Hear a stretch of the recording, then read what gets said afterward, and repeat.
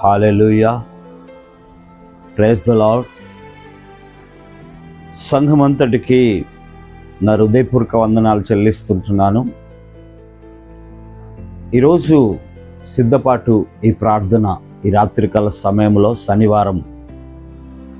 ఎందుకు ఈ ప్రార్థన మనం పెడుతున్నామంటే, ఎందుకు ఈ ప్రార్థన కూడిక మనం ఏర్పాటు చేసినామంటే, సంఘములో చాలా మట్టుకు బలహీనతల ద్వారా, కష్టాల ద్వారా, ఇబ్బందుల ద్వారా ఈరోజు ఎంతోమంది ప్రయాణం చేస్తుంటున్నారు. అంటే దీని నుండి విడుదల కావాలా? అంతేకాదు, రేపటి దినము ఉదయకాలము సాయంకాలము జరుగు ప్రార్థనలో చాలామంది సాతానుగాడు ఆటంకపరుస్తూ బలహీనపరుస్తూ రానియలేకపోతాడు. అందుకొరకే ఈ శనివారము నైట్ ప్రార్థన మనం ఎందుకు పెట్టినామంటే, అనేకులు దీని ద్వారా బ్లెస్సింగ్ పొందుతుంటున్నారు. చాలామంది యూట్యూబ్ లైవ్లో కూడా దేవుని యొక్క మాటలు వింటూ ప్రార్థనలో ఏకీభవిస్తుంటున్నారు. దీన్ని బట్టి దేవుడు ఎంతగానో సంతోషపడుతున్నాడు. కాబట్టి మనము ఈ తీర్మానం తీసుకున్నాం. కాబట్టి ప్రియమైన సంఘమా, దేవుని బిడ్డలుగా మీరు ఈ స్థలంలో కూడి ఉన్నారంటే అది కేవలము దేవుని పిలుపు. నేను ఏర్పాటు చేసింది కాదు. నేను మిమ్మల్ని రమ్మంటే మీరు వచ్చేవారు కాదు. నేను ఏదో మీకు చెబితే మీరు వినేవారు కూడా కాదు. దేవుని మాటలు మీరు వింటున్నారు, రైట్? దేవుని యొక్క మాటకు లోబడి ఈ మందిరానికి వచ్చారు. దేవుని యొక్క మాటకు లోబడి ఈ లైవ్లో కూర్చున్నారు. దేవుని యొక్క మాటకు లోబడి ఆయన సన్నిధికి పరిగెత్తుకుంటూ వస్తున్నారు. అలాగనే రేపటి దినము చాలామంది దేవుని సన్నిధిలో దీవించబడబోతున్నారు. చాలామంది ఆశీర్వదించబడబోతున్నారు. దేవుడు ఈ మాటలు ఎందుకు ఇస్తున్నాడంటే, మీరు ఒకసారి ఆలోచించండి. మీకు ఎన్నో మేలులు, ఎన్నో కార్యాలు దేవుడు చేశాడు, కానీ మీరు మర్చిపోతున్నారు. వాటిని జ్ఞాపకము చేసుకొని పరిగెత్తుకుంటూ రావాలా? మీకు శ్రమలు వచ్చినప్పుడు మందిరం కట్టడం కాదు, బాధలు ఉన్నప్పుడు మందిరం కష్టం కాదు, కానీ ప్రతి విషయమందు దేవుణ్ణి ఆరాధించాలా.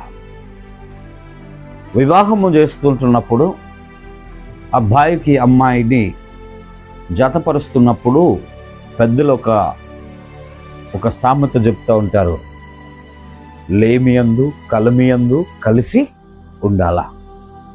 అంటే ఏ విషయం ఉందైనాను సంతోషంగా ఉండాలా, విడిపోకూడదు అని పెద్దలు నిర్ణయించిన వివాహము జరుగుతుంటుంది. అందుకే మనము కూడా దేవుని యొక్క చేతి పట్టుకున్న మీరు, దేవుని యొక్క బాటలో నడుస్తున్న మీరు ప్రతి దినము దేవుణ్ణి విడిచిపెట్టకుండా దేవుని మాటకు లోబడుతున్నారు. సంతోషం. దేవుని యొక్క వాక్యంలోనికి వెళ్దాం రండి. దావీదు కీర్తనలు 42వ అధ్యాయము 1వ వచనము ఒకటి నేను చదువుతున్న వినండి. మీరు కూడా మీ బైబిల్ తెరవండి. ఈ మాటను మీరు చదివితే దేవుడు మీతో ఏం మాట్లాడుతున్నాడో చెప్తాను నేను. ఇక్కడ చూద్దాం. 42 దావీదు కీర్తనలు 1వ వచనం. దుప్పి నీటి వాగుల కొరకు ఆశపడినట్టు దేవా, నీ కొరకు నా ప్రాణము ఆశపడుచున్నది. ఎందుకు ఈ ప్రాణము ఆశపడుతున్నది? ప్రాణము అంటే శరీరానికి వేరై ఉన్నది. శరీరానికి వేరైనది. ప్రాణం అలాగా, శరీరం అలాగా. ఈ శరీరం ఆట నిద్రపోతుంటుంది. ఈ శరీరము అలసిపోతుంటుంది, కానీ ఆత్మ కొట్టుకుంటున్నది. హల్లెలూయా. ఎక్కడ కొట్టుకుంటున్నది? దేవుని మందిరానికి నేను ఎప్పుడు వెళ్ళుదును అని కొట్టుకుంటున్నది. దేవుని కొరకు ఆశపడుతున్నది. దేవుని యొక్క మాటలు వినాలని ఈ ఆత్మ, ఈ ప్రాణము ఆశపడుతున్నది. నీవు ఆశపడి ఈ స్థలానికి వస్తే, నీవు ఆశపడి ఈ స్థలములో నువ్వు అడుగు పెట్టినవంటే దేవుడు ఖచ్చితంగా నిన్ను చూస్తున్నాడు. హల్లెలూయా. యేసు ప్రభు సమాజ మందిరంలోనికి వెళుతున్నప్పుడు అక్కడ ఒక ఊషశయ్యి గలవాడు అక్కడ ఉన్నాడు. చాలా కాలము నుండి ఆయన చేతు లేవటము లేదు, చక్కగా అవటము లేదు. కాబట్టి దేవుడు బోధిస్తుంటుండగానే ఆ వ్యక్తిని చూసి ఆ వ్యక్తి దగ్గరికి వెళ్ళి ఆయనను పరామర్శించి ఆ చేతును బాగు చేసినాడు. ఈ మందిరానికి రావటం కారణం ఏంటిదంటే నీ బలహీనతల నుండి నువ్వు విడుదల కావాలా. దేవుని మందిరానికి రావటానికి కారణం ఏంటిదంటే యేసు ప్రభు ఏ మందిరములో అడుగు పెట్టాడో ఆ మందిరములో ఆ ఊష చేయగలవాడు బాగైపోయాడు. ఎందుకు అక్కడ బాగైందంటే ఆయన మందిరానికి వచ్చినాడు. ఈరోజు నువ్వు ఎక్కడి నుండి ఈ మాటలు వింటున్నావు? ఈ స్థలముకు వచ్చిన మీరు ఈ మాటలు వింటున్నారు. దేవుడు పైనుండి చూస్తున్నాడు, మీరు భూమి మీద ఉంటున్నారు. మీ పరిస్థితులు ఎలా ఉన్నాయి అన్నది ఆయనకు తెలుసు. కాబట్టి ఆయన మిమ్ములను చూస్తున్నాడు. మరి ఎంతో కాలం నుండి ఆ వ్యక్తి తిరుగుతూ ఉన్నప్పుడు ఆయనకెక్కడా సమాధానం దొరకలేదు. ఆ సమాజ మందిరములోనికి వచ్చినప్పుడు యేసు ప్రభు ఆయనను చూసి బాగు చేసినాడు. అంతేకాదు అబ్రాహాము యొక్క కుమార్తె నడుమంగిపోయి ఉన్న బిడ్డను పోయి ముట్టాడు. అంతే. ఎక్కడ ముట్టాడు? మందిరములో ముట్టినాడు. ఎంతో కాలం నుండి బాధపడుతున్న ఆమె పైకి ఎన్నడూ చూడని ఆ తల్లి ఎప్పుడైతే యేసు ప్రభు వెళ్ళి ఆ మందిరములో ఆమెను ముట్టాడో అప్పుడు ఆమె లేచి నిలబడ్డది. మందిరానికి రావటానికి ఎన్ని ఆశీర్వాదాలు ఉన్నాయి చూడండి మీరు. కొంతమంది ఇంట్లో ఉండి మేము లైవ్ చూస్తుంటున్నాం కదా, టీవీ చూస్తున్నాం కదా అని అనుకుంటూ కూర్చుంటారు. కొంతమంది జాబ్కి వెళ్తున్నాము, అయినా మేము మెసేజ్ వింటున్నాం కదా, మా చెవులో బ్లూటూత్ ఉన్నది కదా, మేము పెట్టేసినాం కదా, మేము దేవుని సన్నిధిలో గడిపినట్టే కదా అని అనుకుంటారు కొంతమంది. ఇంకా కొంతమంది సాయంత్రం వెళ్తాం కదా, లేకుంటే ఉదయం వెళ్తాం కదా అని తీర్మానం తీసుకొని ఉంటారు, కానీ ఎక్కడికి వెళ్ళని వారు ఉంటారు. వాళ్ళందరినీ ఒక్కసారి గమనిస్తే దేవుడు వారితో మాట్లాడుతున్నాడా? దేవుడు వారి ప్రార్థన వింటున్నాడా? ఒక స్థలానికి మనం వెళ్తున్న కారణం ఏంటిదంటే మనము నిర్ణయం తీసుకొని అక్కడ ఉండాలా. అన్ని పనులన్నీ వదులుకొని దేవుని మందిరానికి వస్తున్నప్పుడు ఏముంటుందంటే దేవుణ్ణి ఆరాధించటము, దేవుని మాటలు వినటము, దేవుని యొక్క సమీపములో ఆయన వెలుగును మనము చూడటం ఉంటుంది. నువ్వు ఎక్కడో పని చేసి యూట్యూబ్ పెట్టుకుంటే వాక్యం వింటే నీ యొక్క ఆలోచనలు ఎన్నో ఉన్నాయి. పని మీద గొడిసే భారం, ఇంకెక్కడికో ఆలోచనలు, ఎవరి ఫోన్ వస్తే మాట్లాడటం, లేకుంటే పక్కోళ్ళు మాట్లాడితే డిస్టర్బ్, ఇవన్నిటిని బట్టి దేవునికి నువ్వు సమీపంగా ఉన్నట్ట, దూరం ఉన్నట్ట? మీరే చెప్పాలా? ఎటున్నట్టు? అంటే దేవునికి దగ్గర ఉన్నట్ట, అంతేనా? లేదే, దేవునికి దూరం ఉండి మీరు ఈ పనులు చేస్తున్నారు. అది దేవునికి ఇష్టమా? దేవునికి ఇష్టం లేదు. అందుకే ఒక వ్యక్తి అంటాడు, నేను ప్రతి దినము మెసేజ్ వింటాను, లైవ్లో పాల్పొందుతున్నాను అంటాడు. ఓకే, లైవ్లో పాల్పొందుతున్నావు, నీతో ఎవరి మాట్లాడకుండా ఉండగలుగుతున్నావా? నువ్వు వారు నిలబడ్డప్పుడు నువ్వు నిలబడుతున్నావా? వాళ్ళు ప్రార్థన చేస్తున్నప్పుడు నువ్వు ప్రార్థన చేస్తున్నావా?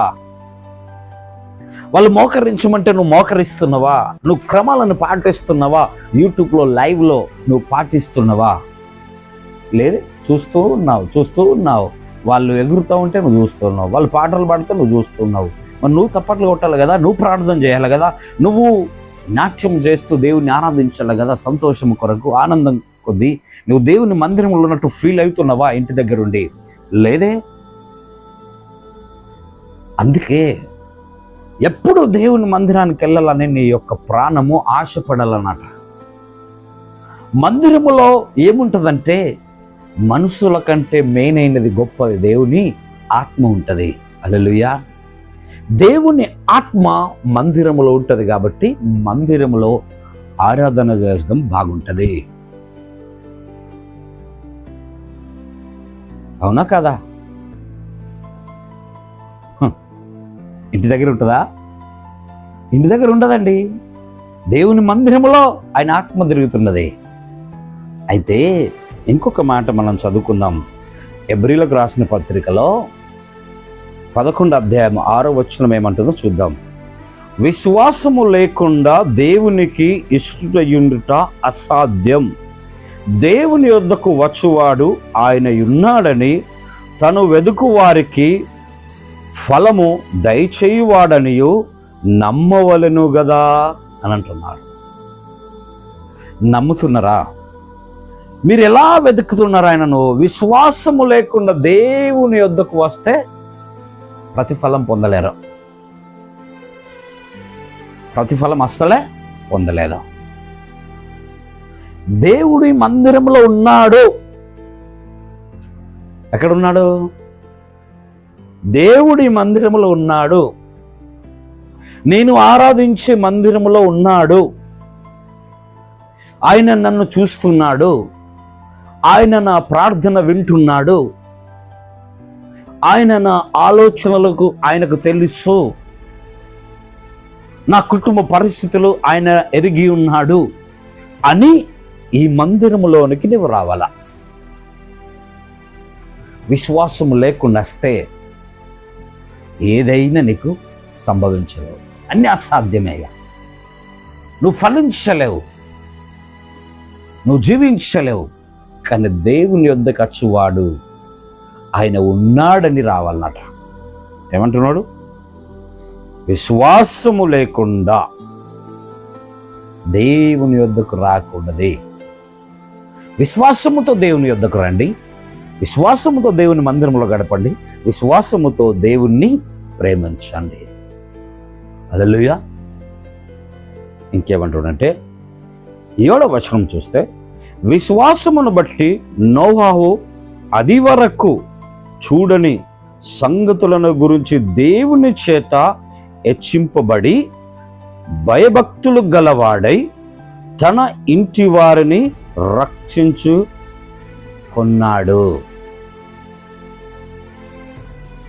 ఏం చేశాడు? రక్షించుకోనగలిగాడు తన ఇంటి వారిని. అదివరకు చూడని సంగతులను కొరకు దేవుడు చెప్తే విన్నాడు, విశ్వాసం ఉంచినాడు. నువ్వు బాబు, ఈ ప్రదేశం నేను నాశనం చేయబోతున్నాను, నువ్వు ఒక్కడివి నీతిమంతుడుగా కనిపిస్తున్నావు, ఓడను కట్టుకో, నీ కుటుంబాన్ని రక్షించుకో అని అన్నాడు. అంతే. చూడని సంగతులండి. అంతవరకు ఆ వర్షమును ఆయన చూడలేదు. ఆ ప్రదేశం నాశనం అవుతుందంటే ప్రజలు నమ్మలేరు. అనేకులు ఆయనను ఎగతాళి చేశారు. ఈరోజు నీ జీవితంలో కూడా అదే ఉన్నది కావచ్చు. నువ్వు మందిరానికి వెళ్తే ఎంత మందిరానికి వెళ్తావురా భయ్య అని అంటున్నారు కావచ్చు. నువ్వు దేవుని సన్నిధిలోనికి వస్తే ఇంకెంత దేవుని సన్నిధిలో గడుపుతావు, రోజు ప్రార్థనేనా అని నిన్ను ఎగతాళి చేసేవారు లేరా? ఉన్నారు. నీ ఇంటి వారే ఉంటారు. ఎప్పుడు ప్రార్థనేనా అనేవారు ఉన్నారు. ఎప్పుడు దేవుడు దేవుడు అని అంటే భోజనం మేడకి వెళ్ళి వస్తుందిరా, పని చేయాలని అంటారు. పని కూడా అవసరమే, కానీ దేవుడు కూడా పని కంటే ఎక్కువ అవసరం. హల్లెలూయా. పని కంటే ఎక్కువ దేవుణ్ణి ప్రేమించాలా, దేవుని యొద్దకు రావాలా, ఆయన ఉన్నాడని నమ్మాలా. అప్పుడే కదా నీ జీవితంలో మేళ్ళు అనుభవిస్తావు, నీ జీవితంలో ఆశీర్వాదాలు అనుభవిస్తావు, ఆరోగ్యాన్ని అనుభవిస్తావు, సమస్యల నుండి దూరం అవుతావు, బాధల నుండి విడుదలవుతావు. నీ లైఫ్లో ఎన్ని బాధలు పడుతున్నావో, ఎన్ని కష్టాలు పడుతున్నావో అవి దేవునికి తెలుసు. ప్రజలకు తెలదో.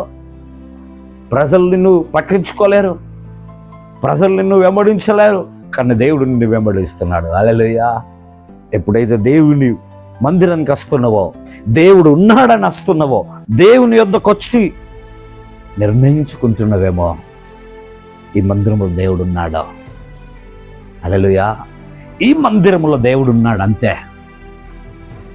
ఖచ్చితంగా నువ్వు వెళ్ళే మందిరంలో దేవుడు ఉన్నాడని నమ్ముతేనే నీ జీవితంలో బలమైన కార్యం జరుగుతుంది. సిస్టర్, బ్రదర్, దేవుని బిడ్డలుగా, ఈ సంఘముగా నీతో ఈరోజు దేవుడు మాట్లాడుతున్నాడు. ఈ రాత్రి మీరు చేసే ప్రార్థన, ఈ దేశం కొరకు ప్రార్థన చేస్తున్నారు, ప్రజల కొరకు ప్రార్థన చేస్తున్నారు. ఎన్నో ప్రార్థనలు జరుగుతున్నాయి మన సంఘంలో. మిలిటరీ కొరకు, పోలీసు వారి కొరకు, రాజకీయ నాయకుల కొరకు, మన దేశ పరిపాలన కొరకు, అన్ని విషయాల కొరకు మన మందిరంలో ప్రార్థన చేస్తున్నాం. కానీ నమ్ముతున్నారా? నీ విశ్వాసం ఉండాలా. హల్లెలూయా. నా దేవుడు ఇది చేయగలుగుతాడు అని నమ్ముతేనే ఆ కార్యాలు జరుగుతాయి. నమ్మకుంటే అస్సలు జరగదు. నీ నమ్మకము నిన్ను బాగు చేస్తుంది. 12 సంవత్సరముల నుండి రక్తస్రావని స్త్రీ ఎక్కడున్నది? దేవుని సింగు పట్టుకున్నది. ఎవరు పట్టుకున్నారని వెనుకకు తిరిగి అడుగుతున్నాడు ప్రజలను. నన్ను ఎవరో ముట్టారు అని యేసుప్రభు అడుగుతున్నాడు. శిష్యులు అంటారు, అయ్యా ఇంతమంది ఉన్నారు, ఎవరో ఒకరు ముట్టి ఉంటారు ప్రభువా. Oh no no no no no, నన్ను ముట్టినారు ఎవరు అని అన్నాడు. ఎవరు అని చూస్తే అక్కడున్న బిడ్డే అనుకుంటూ చెప్తున్నది, అయ్యా నేనేనయ్యా అంటే. అప్పుడు యేసుప్రభు అంటున్నాడు, నీ విశ్వాసము నిన్ను బాగుపరుస్తున్నదని అన్నాడు, నిన్ను స్వస్థపరచును అని అన్నాడు. అంతే, వెంటనే స్వస్థత పొందింది. యేసుప్రభు ఉన్న స్థలానికి నువ్వు రావాల పరిగెత్తుకుంటూ. యేసుప్రభు ఆ గ్రామంలో వెళుతుంటే ఆమె పరిగెత్తుకుంటూ వచ్చినది అక్కడికి. మందిలా విపరీతమైన జనాభా, అందులో స్వరపడి దేవుణ్ణి పట్టుకున్నది. నువ్వెక్కడున్నావో నాకు తెలియదు, ఏ పరిస్థితిలో నువ్వు ఉన్నావో నాకు తెలియదు, నీ జీవితం ఎలా ఉన్నదో నాకు తెలియదు, కానీ దేవునికి అన్ని తెలుసు. రా, రేపటి దినము విశ్రాంతి దినము, రా దేవుని మందిరానికి. దేవుడు ఖచ్చితంగా నీతో మాట్లాడబోతున్నాడు. నీ శ్రమలు పట్టుకుని దేవుని దగ్గరికి రా, నీ బాధలను పట్టుకుని దేవుని దగ్గరికి రా, నీ అనారోగ్యం పట్టుకుని దేవుని దగ్గరికి రా. దేవుని ముట్టు, దేవుని అడుగు. దేవా ఈ పరిస్థితి నుండి నాకు బాగా కావాలా అని అడుగు. నీ ప్రాణము దేవుని కొరకు ఆశపడాలా. శరీరాన్ని విడిచిపెట్ట, అంతే. శరీరము సుఖం అంటది, తాగుదామంటది, ఎంజాయ్ చేద్దామంటది, తిందామంటది, నిద్రపోదామంటది. ఈ శరీరం ఇవన్నిటిని కంట్రోల్ చేసుకుని దేవుని మందిరానికి పరిగెత్తుకొని వస్తే, గౌరావు కుమారులు పరిగెత్తుకుంటూ వచ్చినట్టు వస్తే నీ జీవితం బాగైతుంది. అంతే. అర్థమవుతుందా? ఎలా ఉండాలా? గౌరావు కుమారులు పరిగెత్తుకుంటూ మందిరానికి వచ్చారు. మంది స్తంభం ముందట పడి ఏడ్చారు, మమ్మల్ని రక్షించు, మమ్మల్ని సంపుతరయ్యా బయట అని అన్నారు. వాళ్ళు ఏడుచుకుంటూ వచ్చినారు, రక్షింపబడ్డారు. ఈరోజు నీ పరిస్థితుల నుండి తప్పించబడాలంటే, నీ శ్రమల నుండి తప్పించబడాలంటే, నీ బాధల నుండి తప్పించబడాలంటే, నీ వేదన నుండి తప్పించబడాలంటే పరిగెత్తుకుంటూ ఎక్కడికి రావాలా? మందిరానికి రావాలా. హల్లెలూయా. మందిరానికి వస్తే దేవుడు నిన్ను చూస్తున్నాడు. మందిరములో దేవుడు ఉన్నాడని నమ్మాలా. మందిరములో యేసు ప్రభు నాతో మాట్లాడతాడని నమ్మాలా. మందిరములో యేసు ప్రభు నా జీవితాన్ని బాగు చేస్తాడని నువ్వు నమ్మితే ఖచ్చితంగా ఆయన నిన్ను ప్రేమిస్తున్నాడు, ఆయన నీకు విడుదలిస్తాడు, ఆయన నిన్ను దీవిస్తాడు, ఆయన నిన్ను ఆశీర్వదిస్తాడు. ఈరోజు వింటున్న మీకు రేపటి దినం సిద్ధపడి రండి, పరిగెత్తుకుంటూ రండి. ముంబై మహానగరం అంతా దేవుని చేతిలో ఉండాలి, దేవుని యొక్క హస్తములలో ఉండాలా. మనం ప్రార్థన చేద్దాం. సంఘము బలంగా ప్రార్థన చేయాలి, సంఘం ఇంకా బలంగా ప్రార్థన చేయాలి. ఈరోజు రాత్రి అద్భుతంగా దేవుని హస్తం మన ఎదుర్కొన్నది. ఆయన మేలు చేసే దేవుడు, మన సంఘాన్ని బలపరుస్తుంటున్నాడు, ఆత్మలను రక్షిస్తుంటున్నాడు. ఇంకా మనం ప్రార్థన చేద్దాం, మన ప్రజల కొరకు ప్రార్థన చేద్దాం. రండి, ఇటు మాటలు దేవుడు దీవించి ఆశీర్వదించును గాక. ఆమెన్. రండి ప్రార్థన చేసుకుందాం, ప్రార్థన చేసుకుందాం. సకల ఆశీర్వాదములకు కారణభూతుడైన మహా గొప్ప దేవ, నీ బంగారు పాదములకు వందనాలు తండ్రి. అయ్యా, ఈ దినమును మాకు ఇచ్చినావు, ఈ రాత్రి మాకు ఇచ్చినావు తండ్రి. ఈ రాత్రి ప్రభు నీ కొరకు ప్రార్థన చేస్తున్నాం. ప్రజలందరూ మార్చబడాలా, ఈ ముంబై పట్టణమంతా మార్చబడాలా. దేవా, నీ సన్నిధిలో రావాలా తండ్రి. ప్రభువా, నీ మందిరంలో నువ్వు అడుగుపెట్టండి. ఇది ప్రభు నీ మందిరమయ్యా. ఈ మందిరంలో అడుగుపెట్టి ప్రతి ఒక్కరి హృదయాలు మార్చబడాలా, ప్రతి ఒక్కరి జీవితం మార్చబడాలా, ప్రతి ఒక్క మనస్సు అయ్యా నీ చిత్తానుసారంగా నడవాల. ఆత్మలు అల్లాడుతూ పరిగెత్తుకుంటూ నీ సన్నిధికి రావాల తండ్రి. నీ కార్యం చేయండి. రేపటి దినము జరగబోయే ఆరాధన నీకు మహిమకరంగా జయకరంగా జరగాలి తండ్రి. ఆత్మీయంగా అందరూ బలపడాల తండ్రి. నీ వాక్కుశత నీ బిడ్డలతో మాట్లాడండి. రోగాలలో వ్యాధులతో వస్తున్నవారు, బాధలతో వస్తున్నవారు, చింతలతో వస్తున్నవారు, కుటుంబ పరిస్థితుల్లో వస్తున్నవారు అందరినీ ప్రభు మీరు తాకండి, బాగు చేయమని ప్రార్థిస్తున్నాను. ఈరోజు శ్రమ పడుతున్న వారిని ప్రభు మీ చేతులకు అప్పగిస్తున్నాను. మీరు దీవించండి, ఆశీర్వదించండి. రోగులను ముట్టండి, బాగు చేయండి తండ్రి. అనారోగ్యంగా ఉన్న వారిని ఆరోగ్యపరచండి. హాస్పిటల్లో ఉంటున్న వారికి స్వస్థత విడుదల దయచేయండి తండ్రి. అయ్యా, ఈ రోజంతా మీరు ప్రభువా, ఈ రాత్రంతా మీ తోడు మీ కాపుదల దయచేయమని మీరిచ్చిన ఈ సమయమును బట్టి మీకు వందనాలు, ఈ సమయమును బట్టి మీకు వందనాలు చెల్లిస్తున్నాను. ముందున్న సమయం అంతట్లో మీరు నడిపించమని యేసుక్రీస్తు నామమున అడుగుతున్నాం తండ్రి. Amen, amen, amen.